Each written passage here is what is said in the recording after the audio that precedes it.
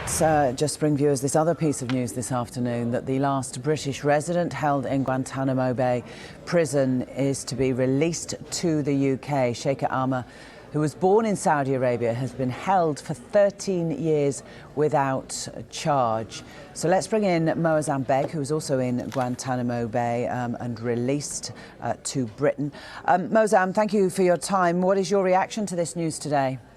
Of course, something that I greatly welcome. Everybody that's been involved in trying to get Shaker justice at the end of almost a 14-year-old ordeal needs to be thanked.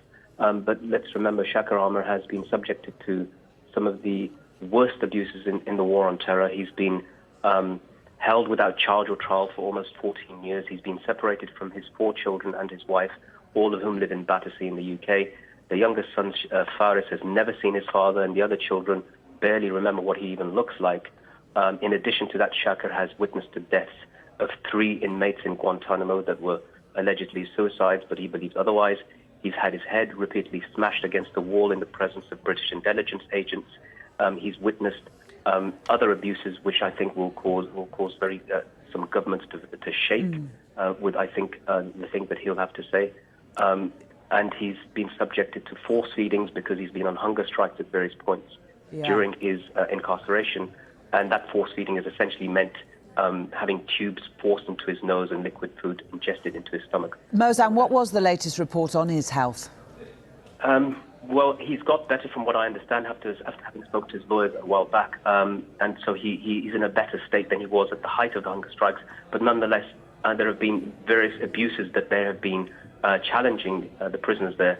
And essentially the greatest abuse is being held without charge or trial. This year, there have been several releases and several announcements of releases by the U.S. Regarding Guantanamo. And I think that Obama is trying slowly but surely to follow through on his promise that he made in 2009 that Guantanamo will close.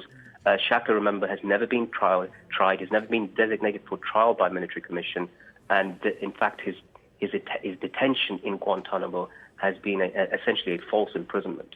From what your experience was, what will happen? I mean, we don't have a date or anything yet as to when he will actually be in the UK, but what will happen to him immediately on arrival here? It varies from, the experiences have varied for the various Guantanamo prisoners that are released to the UK. In my case, I returned to RF Norfolk.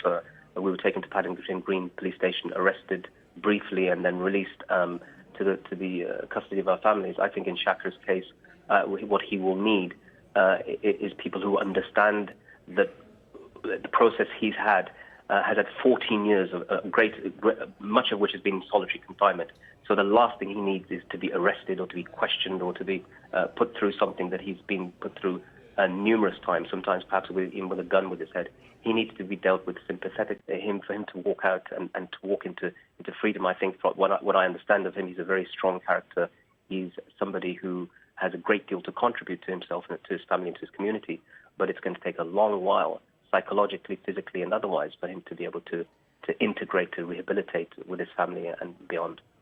Moazzam, how much is it in the foremind of you, might it be, for Shaker to clear your name? And I mean, the associations with Guantanamo are always going to be there, but to constantly go out there and say, this is who I am, that's not who I was.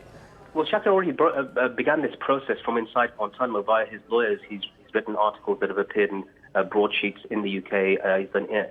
Interviews have been conducted by his lawyers for the BBC and other media organizations in which he said and described who he is. Let's remember that Shaker has never been charged with a crime, despite the fact that he's been interrogated by the CIA, by the FBI, by the MI5, by British intelligence and American intelligence.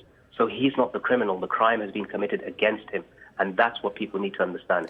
That happened back in 2010. So, for all intents and purposes, he's already exonerated, as we are.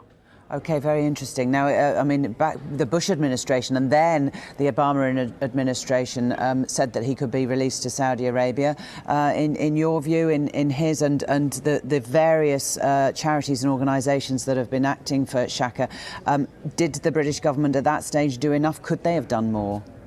Well, of course they could have. They could have done a lot more because Britain has and the United States have that special relationship. After all, let's remember that many other countries had negotiated the release of their prisoners. For example, Afghans, Mauritanians, Turks and so forth were all released to their countries of origin. And in some cases, they had been residents and were not initially citizens, like the case of Murat Kurnaz in Germany, for example.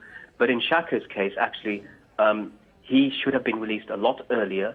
The fact that he's a Saudi citizen is neither here nor there. He was given leave to remain in the UK. His wife is British. His children are all British, born and raised. And there's a right for the husband to be with the wife, for the father to be with the children under the protections given under the various conventions by the United Nations and others for the family not to be separated. Moazzam, just finally, do you intend to be part of any welcoming committee or any group that will be offering help to Shaker on his return? I already have been and have done so with with the Guantanamo prisoners all around the world and in the UK in particular. So I hope that once he's released and returned, I hope that first he's given the time and space to be with his family, and then when it's required of me or anybody else who can help, then I'll absolutely do whatever I can to do so. Moazzam Begg, thanks for speaking to us here at Sky News. Thank you.